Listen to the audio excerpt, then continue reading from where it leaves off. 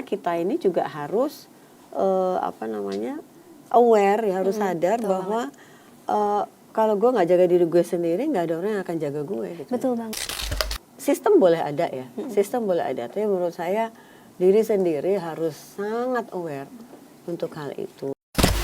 Hubungan kita entah itu dengan kaitannya dengan Betul. kesehatan mental, baik juga dengan hubungan sosial kita gitu loh. Bahkan bisa menimbulkan satu gejala psikologis yang baru, yang tadinya nggak ada. Gejala Ya, apa, Ibu? ya misalnya.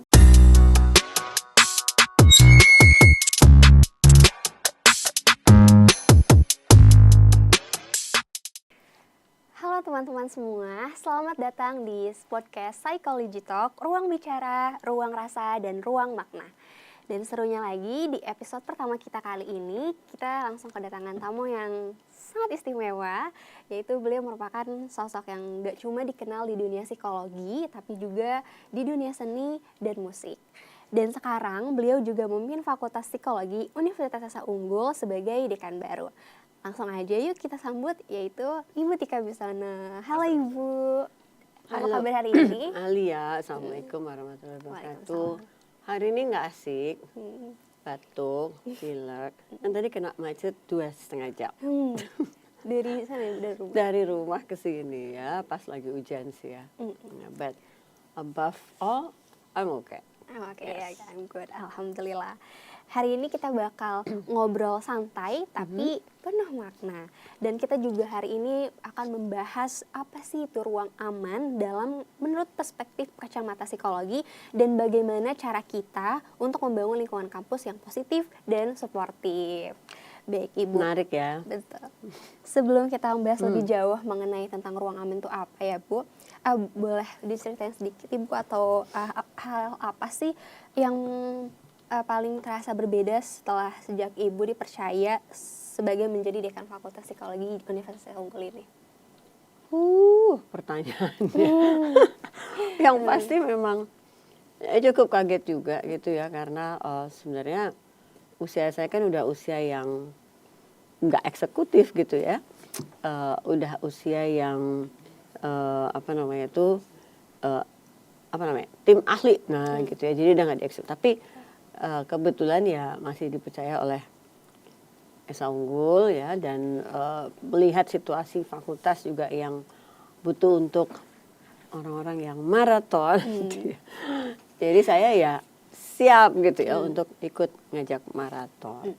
Kebetulan memang pengalaman udah pernah Wadek 3 dulu di psikologi Untar, kemudian kaprodi di psikologi Mercubuana gitu ya, dan ya udah sekarang beda lagi gitu ya, tapi menarik sih dan banyak tantangan tentunya. Dan overall Ibu seru dan nyaman.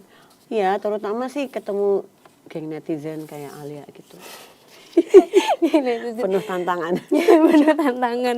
Dan overall seru dan asik ya, nyaman. Ya, anyway, kebetulan saya masih punya anak netizen gitu, Li. Jadi oke lah gitu ya. Udah dilatih sama Julian soalnya. Nah, baik. Kita akan membahas mengenai tema tadi ya Bu, mengenai ruang aman. Nah, menurut dari kacamata psikologi ya Bu, dan menurut perspektif Ibu, sebetulnya ruang aman itu apa sih Bu sebetulnya? Ruang aman itu sebenarnya kaitannya dengan lingkungan ya. Lingkungan fisik tapi juga lingkungan psikologis.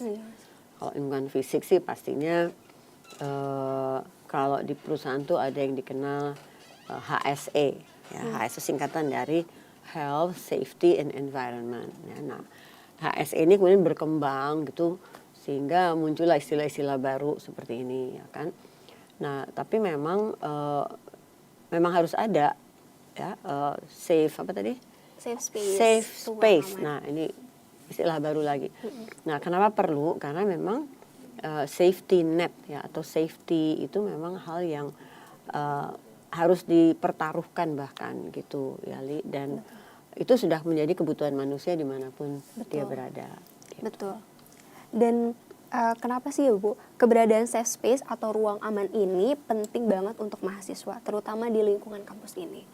Wah, sebenarnya bukan mahasiswa aja tapi siswa juga ya.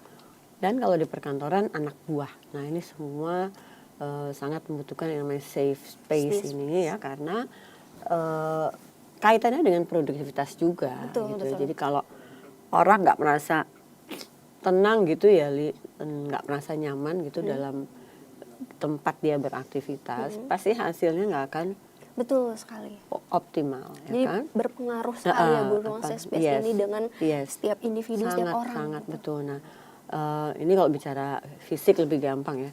Tapi kalau udah bicara safe space psychological, ini lebih rumit lagi nih, gitu ya. Ketika misalnya ada rasisme, nah itu kan safe space psikologis yang nggak oke ya kan. Iya, betul. Atau ada diskriminasi misalnya, itu juga safe space psikologis yang nggak oke gitu ya. Jadi memang safe space ini kalau menurut saya ya yang paling penting fisik dulu deh gitu ya, karena yang psikologis rada-rada harus serius, lebih serius gitu Lebih ya. serius. Tapi fisik aja dulu gitu ya. Iya betul. Dan kalau dikaitkan dengan kesehatan mental dan hubungan sosial, dampaknya sebesar apa sih Bu safe space ini? Ih, gede banget ya. Jadi gini, gimana kita akan merasa nyantai gitu ya untuk melakukan sesuatu kalau kita tuh kayak ngerasa dimata-matai, kayak ngerasa udah ini kok nggak ada, itu Betul. nggak Jadi ada. kita ngerasa nggak nyaman gitu ya. Gimana sih kita harus benar-benar menghasilkan satu hasil yang optimal, produktif, pol gitu ya, yang dinilai keberhasilannya tingkat tinggi. Iya, Kan betul. sulit ya kalau kita Betul. tidak merasa kita tenang gitu. Ya. Betul. Jadi dampaknya bisa sebesar itu safe space Sebesar dengan itu. hubungan kita, entah itu dengan kaitannya dengan Betul. kesehatan mental, baik juga dengan hubungan sosial kita gitu loh. Bahkan bisa menimbulkan satu gejala psikologis yang baru, Li, yang tadinya nggak ada. Gejala. Ya, Apa, Ibu? ya misalnya mahasiswa deh ya. Mm-mm. Mahasiswa itu kan banyak sekali ya yang menderita kesehatan mental yang nggak baik ya. Saya melihatnya di seluruh universitas ya, jadi nggak tempat-tempat tertentu. Nah itu faktor biaya misalnya, ya faktor biaya, kemudian ada faktor kemampuan untuk belajar, kemudian kemampuan individu untuk menangkap pelajaran, kemampuan untuk fokus, kemampuan untuk bermotivasi tinggi ya, bahkan lack of kurangnya dukungan dari keluarga, bahkan juga kurangnya dukungan dari teman-teman gitu ya, yang dia akhirnya sendiri dibully dan banyak hal lagi. Bayangin itu bisa menimbulkan masalah yang jauh lebih besar daripada sekedar keberhasilan dalam studi. Betul Gitu. banget. Berarti memang ruang space ini dan ruang aman itu sangat berdampak besar terhadap kita ya Bu, terhadap pengembangan kita, baik dari relasi Betul, sosial, baik betul, maupun di kampus di mana saja ya Bu ya. Makanya kenapa kampus itu harus punya dana, budget khusus untuk itu. Jadi HSE di kantor-kantor ada budgetnya, Li. Jadi nggak gratis gitu nggak. Ya, karena memang banyak sekali yang harus diakomodasi. Kayak misalnya di kampus kita deh, CCTV itu di mana aja gitu ya. Iya. Apakah ada? Kalau di sekolah-sekolah tuh di SD, CCTV itu bahkan ada dipasang di depan pintu toilet gitu loh. Betul. Bahkan sampai seperti itu. Nah itu butuh duit gitu. Iya. Dan sekarang kalau misalkan bicara soal prakteknya langsung ya Bu, nah ada nggak sih langkah awal apa yang bisa kita lakukan untuk membangun lingkungan yang positif dan suportif untuk bisa menciptakan ruang aman tersebut atau safe space tersebut Bu? Kitanya harus ngapain gitu ya? Iya betul. Langkah awal yang perlu kita lakukan itu apa sih Bu? Ini kitanya ya sebagai individu ya. Iya betul. Ini yang kita harus sadarin itu adalah tadi itu kesadaran bahwa, nah ini yang harus digarisbawahi, nggak akan ada yang menjaga diri kita sendiri secara utuh kecuali kita sendiri. Gitu Betul ya. sekali. Jadi kita tuh juga harus lihat badan kita ya, lihat muka kita, lihat kegiatan kita, dan lihat lingkungan ya. Gimana kita ini juga harus aware ya, harus sadar bahwa kalau gue nggak jaga diri gue sendiri, nggak ada orang yang akan jaga gue. Gitu. Betul banget. Sistem boleh ada ya, sistem boleh ada, tapi menurut saya diri sendiri harus sangat aware untuk hal itu. Karena kalau bukan diri sendiri, siapa lagi yang akan aware dengan contohnya nih, contohnya dari soal fashion deh, fashion ya. Ya, fashion Misalnya cewek-cewek kan seneng kan kadang-kadang agak seksi, agak apalah gitu ya, Iya. fashionable. Nah, ketika dipakai di tempat yang nggak terlalu umum orang-orangnya ya, Betul. then it's fine. Ya, tapi kalau baju-baju yang modern dan agak-agak seksi itu dipakai di tempat yang terlalu umum, nah itu kan bisa membangunkan macan tidur. Betul. Gitu ya. Jadi akhirnya orang itu bersikap dan berperilaku tertentu pada kita gara-gara faktor baju Iya, doang. betul banget. Gitu ya. Jadi ini contoh aja ya, tapi banyak hal lain yang kita sendiri kadang-kadang yang mengundang kejahatan datang ke kita gitu loh. Betul, tanpa kita sadari sebetulnya Bu ya. Kadang-kadang disadari juga Disadari. fatalnya. Jadi memang udahlah, be safe ya kan kalau kita mau ke satu tujuan, dan pelajari juga lingkungan yang tujuan kita berada. Pelajari dulu lingkungan itu. Itu kayak apa sih kondisinya. Betul. Gitu. Ketika kita ingin ke suatu lingkungan, kita harus mencari tahu Yes, dulu ya Bu, betul, lingkungan tersebut tuh seperti apa dan Yes, bagaimana. yes, betul, Jadi kita betul. bisa tahu bagaimana cara kita untuk memantaskan di lingkungan tersebut Betul, gitu. betul banget. Jadi ya langkah pertamanya adalah kita dulu atau aware terhadap Yes. diri sendiri dulu. Baru ngarepin yang lain gitu. Betul. Jadi kita mengikuti ya Bu ya. Mengikuti, betul, Jadi kita betul. ketika kita sudah tahu, jadi kita bisa menyeimbangkan, Ya. menyamakan dengan Betul, lingkungan tersebut. betul. Berarti sama seperti misalkan contoh ketika kita ingin ke lingkungan baru ya Bu, kita karena itu lingkungan baru, jadi kita harus mencari tahu wah di lingkungan tersebut tuh seperti apa ya Bu dan bagaimana. Jadi ketika nanti kita masuk ke lingkungan tersebut, kita sudah bisa tahu oh kita sudah harus seperti ini, kita harus seperti ini dari entah itu dari cara kita berpakaian, entah itu dari cara kita bertutur kata dan lain-lain Betul seperti itu. sekali, betul. Jadi saya sih kebiasaan kalau seminar kemana-mana ya di Indonesia tuh pasti pelajari dulu ini orang suka apa, kota apa, kabupaten, kayak kecamatan, kayak panitia siapa. Saya biasanya ngobrol sama panitia tuh. Entar audiensnya siapa sih gitu ya. Oh, Mbak dari ini, dari itu. Biasanya ngapain mereka biasanya? Oh, ini sih biasanya cerita tuh, biasanya cerita. Nah, saya menyesuaikan diri dengan tentunya pakaian, itu udah pasti. Kemudian cara berbahasa, bahkan kadang-kadang saya ngomong selamat datang tuh kalau nanti di depan orang-orang apa sih selamat datang sini bahasanya apa? Saya latihan gitu ya sampai diketawain kadang-kadang lucu gitu ya. Tapi juga sampai ke mereka biasanya kuliner gitu kan. Ya udah seaneh-anehnya kuliner ya tahan aja gitu ya. Karena kita di tempat mereka gitu. Betul. Nah, jadi kondisi safe space itu sampai sejauh itu cara penyesuaian diri kita gitu. Iya, betul. Terus juga bertutur kata, ini banyak sekali ya orang-orang yang lisannya nggak mau dijaga ya, dan akhirnya memang membuat chaos ya situasi di situ. Nah, tapi memang banyak orang-orang yang ngerti sih dia bahwa harus benar, tapi nggak mau. Dan nggak mau. Jadi bahasanya tuh nggak oke banget gitu. Sampai akhirnya menciptakan situasi-situasi yang negatif hanya gara-gara lisan loh. Iya, betul. Gara-gara lisan. Gara-gara gitu. lisan. Ya, jadi memang safe space ini akan kita peroleh jika kita juga melakukan safe space buat orang lain duluan. Betul. Itu sayang. Iya, betul. Jadi nggak mungkin lah kita dapat safe space itu dari orang kalau kita nggak melakukan duluan ke orang. Betul. Jadi dimulai dari diri kita sendiri ya Bu ya. Iya sih, saya selalu ngomong gitu sih ya. You first, then others. Biar others gitu. Gue dulu, baru orang Nah, lain jadi, gitu ya. Kalau apa yang kita mau dapatkan, baru kita akan mendapatkan itu gitu ya. Jadi kita mulai duluan gitu. Yes. Kan memang hukumnya seperti itu Iya, ya. betul. Kita duluan ke orang, baru nanti kita dapat Apa point yang- of return-nya Bener. kembali ke kitanya seperti itu. Betul. Kalau kita ingin ini, kita akan dapat. Kita yang Betul. mulai dulu, baru kita akan dapatkan Betul. itu. Yes. Gitu betul. Dan peran mahasiswa atau dosen dalam lingkungan kampus itu di organisasi kampus juga seperti apa sih Bu dalam menciptakan safe space atau ruang aman? Nah, ini yang disebut kerja kolaboratif ya. Jadi kan SOP ada lah ya, dari kampus SOP ada. Betul. Dari fakultas ada, dari prodi ada. Nah, gimana materi-materi ini semua di merge gitu, digabung gitu ya, untuk menjadi user friendly juga bagi stakeholder yang ada di situ.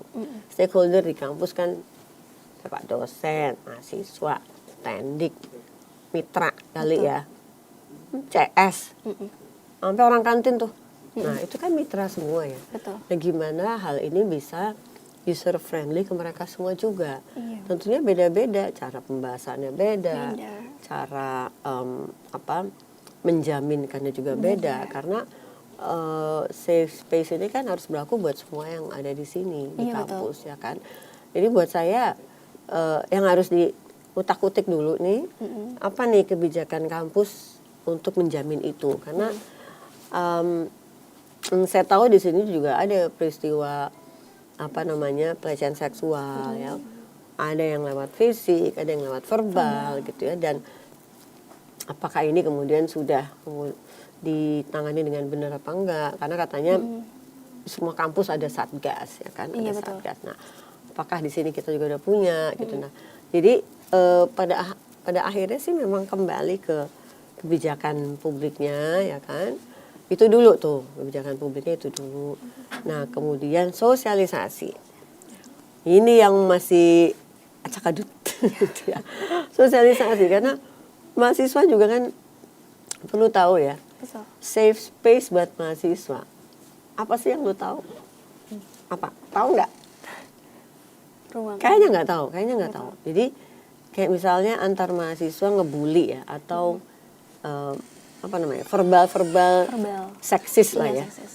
yang berbau-bau seksualitas. Nah, buat geng cowok, kebetulan ini cowok ya, cowok-cowok jangan marah ya. Itu bercanda ya, bercanda nakal lah. Nah, buat yang cewek itu pelecehan seksual.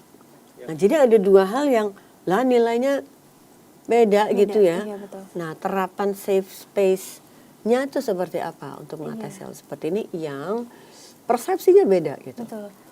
Gitu ya. Jadi memang ini tugas kampus sih menurut saya ya, karena sosialisasi itu harus semuanya sama, nyampe ke sini harus sama. Betul. Nggak boleh beda-beda gitu. Iya, jadi ya harus kan? sama, sama Harus ratakan sama. gitu ya, Bu ya. Jadi kalau ada yang tuntut-tuntutan nih ya, ada peristiwa lah tuntut-tuntutan, yang satu bilang, itu kan omongan laki aja ya Allah, gitu ya. Apa sih? Gitu. Dan yang satunya, itu pelecehan seksual. Iya loh. Betul, karena masih ada yang seperti itu ya, Bu Iya. ya. Dan kita mungkin bagi Betul. para laki-laki menganggap bahwa itu bercandaan aja, Iya, itu lelucon bercanda aja gitu. canda ala laki lah Iya, gitu ya betul. ibaratnya. Tapi tidak bagi mereka yang dikenakan misalnya. Nah ini kan yang harus, ya saya sih belum lihat sosialisasinya dengan detail ya. Ya kalau kita ngomong mahasiswa, tapi kan ada tim dosen, ya kan, ada tim pimpinan. Bukan berarti mereka tidak diberikan hal seperti ini, mereka juga harus tahu tentang safe space buat mereka juga, Apa? gitu ya kan, karena ya belajar dari banyak film ya Li, itu safe space itu bisa masuk ke berbagai lini terkecil sekali, betul. Bisa gitu ya. Kemanapun ya, Bu ya. Bisa banget. Bisa betul. banget. Jadi memang harus diseriusin sih. Memang. Dan kalau ada tantangan atau hambatan, biasanya yang paling sering muncul itu apa dan bagaimana cara untuk mengatasinya ya, Bu? Cara mengatasi tantangan atau hambatan ketika kita ingin mencoba membangun ruang aman atau safe space tersebut. Biasanya sih hambatannya adalah kebijakan publiknya belum ada. Oh. Jadi kalau kita mau menerapkan itu seolah-olah kita pribadi gitu ya. Iya, betul. Dan menjadi nilai pribadi, Li. Iya. Padahal kan itu harusnya menjadi nilai yang universal ya. Nilai yang kolektif, yang umum, yang ya semuanya juga setuju dengan nilai itu gitu. Iya, betul. Ya, karena kalau mau dikait-kaitkan sama agama nih, itu erat sekali dengan yang dinamakan akhlak.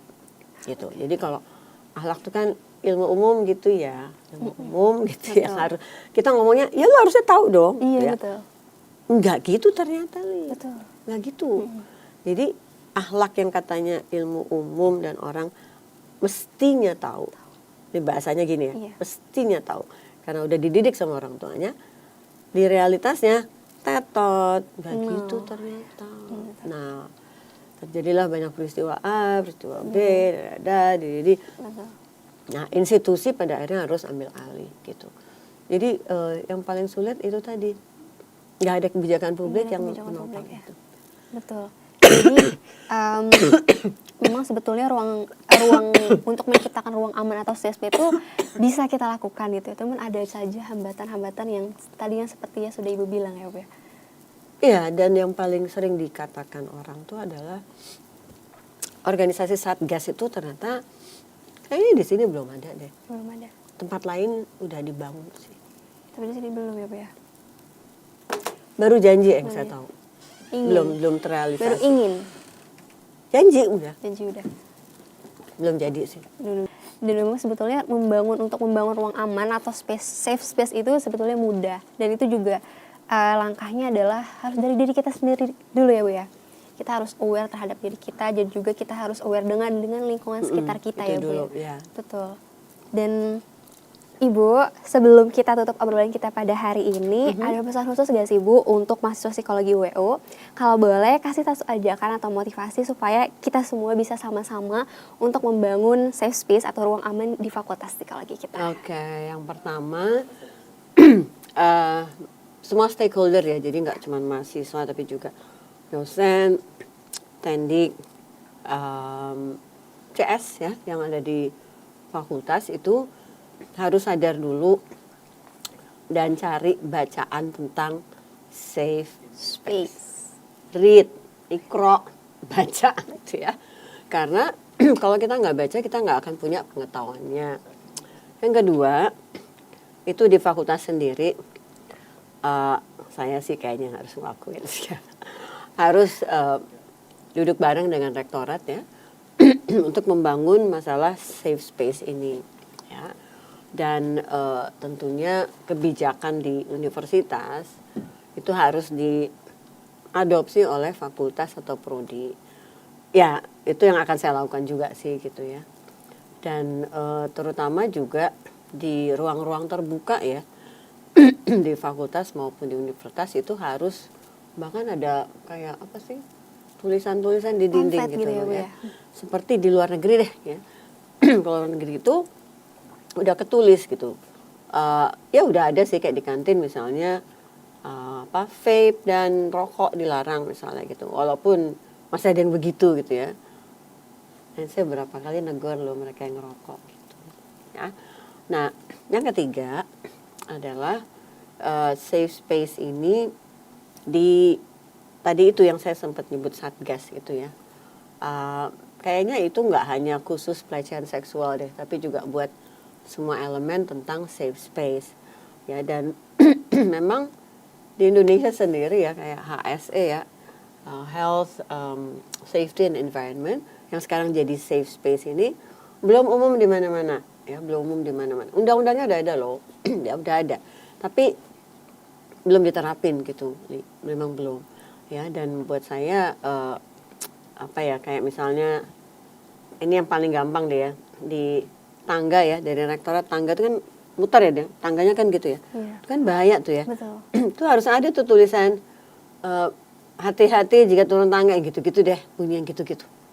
Ya, terus juga di toilet itu harusnya ada tulisan seperti itu. Tapi sekali lagi buat kita pribadi adalah do it on your own dulu. Do it on your own, make your own space safe. Ya, jadi buatlah space kita nih, ruangan di dalam tubuh kita ini aman gitu ya. Jadi kalau ini sudah bisa dilakukan, maka akan mengurangi resiko untuk kita mengalami hal-hal yang bahaya gitu ya. Dan pastinya bacalah buku ya atau panduan tentang safe space ya, dan aplikasi buat diri sendiri. Betul. Gitu. Betul sekali. Betul sekali. Jadi memang safe space itu penting banget ya Bu ya. Dan sangat penting. Kenapa saya bilang sangat penting? Saya tuh udah hidup dengan HSE sejak kecil soalnya. Di perusahaan papa ya, itu perusahaan asing, minyak asing. Safe space ini udah sangat menjadi bagian dari gaya hidup di situ. Betul. Jadi saya sejak kecil udah ketemu jadi dengan sudah terbiasa hati-hati ya Bu ya. ini, jangan ini, itu udah terbiasa. Terus kalau mau ke kantor harus ada sosialisasi dulu. bahkan kalau ke tambang harus pakai topi yang gitu-gitulah ya. Iya, betul. Udah biasa kayak gitu, dan setiap alat gitu ya, tangga atau apa ada railingnya, hold on to your railing yang gitu-gitu ya. Iya, Jadi udah biasa. Jadi kalau di tempat yang nggak ada, saya juga yang ini kan bahaya nih, kok nggak dipasang sih tulisan kayak gini, Iya, betul. yang gitu ya. Jadi memang saya ada cerewet ya soal safety ya. Jadi insya Allah sih tempat kita akan full dengan masalah safety ya, yang sangat berguna untuk keselamatan manusia di situ. Karena di mana mereka merasa aman dan selamat, maka produktivitas akan sangat meningkat. Sangat meningkat, betul sekali Ibu. Jadi teman-teman, kalau yang kita tahu sebelumnya tadi yang sudah Ibu Tika jelaskan bahwa ruang aman atau safe space itu sepenting itu untuk kita ya Bu ya. Baik entah itu di lingkungan kita, di hubungan terhadap relasi sosial kita, dan juga terhadap kehidupan kita sehari-hari juga ya Bu, sangat penting. Sangat. Dan tak terasa kita sudah di akhir obrolan Ibu yang Thank super you. menyenangkan Thank you. di podcast perdana kita, yaitu di Psychology Talk, yang seru banget Ibu, dan banyak sekali insight yang bisa kita ambil dari penjelasan dari Ibu Tika, terutama soal pentingnya membangun ruang aman atau safe space di kampus, bagaimana caranya, bagaimana langkah awal yang bisa kita lakukan untuk membangun ruang aman atau safe space tersebut. Terima kasih banyak Ibu Tika yang sudah bersedia hadir dan berbagi insight terhadap kita pada hari ini. Semoga Ibu sehat selalu dan bisa sukses untuk memimpin Fakultas Psikologi. Sama-sama Alia, ini juga sebuah pembicaraan yang luar biasa, Psychology Talk, dan mudah-mudahan akan ada episode ratusan ke depannya ya. Amin, amin. Oke. Thank you. Oke. Buat teman-teman yang lagi nonton atau dengerin, jangan lupa untuk follow dan subscribe di YouTube dan Instagram kita supaya nggak ketinggalan episode-episode berikutnya. Saya Alia, host, pamit undur diri. Sampai ketemu di obrolan selanjutnya. Bye.